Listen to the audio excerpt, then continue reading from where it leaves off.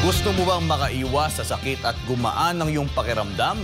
Alam nyo ba na ngayon ay may bago at exciting na solusyon na pwedeng magbigay sa atin ng kaligtasan at kaginhawahan gamit ang antiviral chewing gum?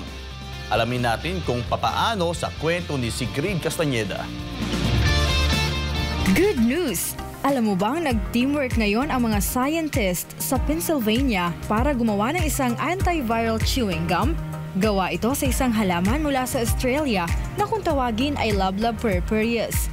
Ang gum na ito ay may espesyal na antiviral protein na kayang magpababa ng viral load sa bibig ng isang tao. Pwede itong panangga at pang-iwas sa pagkalat ng influenza at herpes simplex virus o HSV-1 at HSV-2. Sa bawat taon, ang seasonal flu o influenza ay nagresulta sa milyon-milyong dolyar na pagkalugi sa ekonomiya. At ang HSV-1 naman ay isa sa mga pinagmumulan ng social stigma at pagkabulag sa Western countries. Pero ngayon, may bagong pag-asa na. Ayon kay Henry Daniel, isang eksperto mula sa University of Pennsylvania, ang gum na ito ay may kakayahang mag-neutralize ng virus sa pamamagitan ng bibig kung saan madalas itong kumakalat sa tao. Sa isang pag-aaral na inilathala sa Molecular Therapy, ipinapakita rito na ang 40 mg ng nasabing gum tablet ay nakakapagpababa ng viral load ng higit sa 95%. Maaari rin itong magamit sa mga clinical studies para matulungan ang mga tao na makaiwas sa mga virus na ito.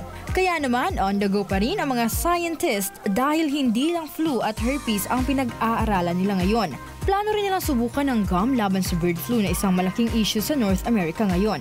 Ang Loblab bean powder ay nakita ring effective laban sa H5N1 at H7N9 na strain ng bird flu kaya posible rin itong magamit para makaiwas sa nabanggit na sakit. Ang maganda pa riyan, ang gum na ito ay proven and tested na safe para sa mga tao. Kung sakali mang maaprubahan, malaki ang maitutulong nito sa pagkontrol ng mga sakit. Tuloy-tuloy ang eksperimento ng mga scientist at malay natin baka maging susi pa ito sa mga susunod na henerasyon ng gamot. Ito si Sigrid Castañeda, ang inyong citizen correspondent, nag-uulat para sa Diyos at sa Pilipinas nating mahal.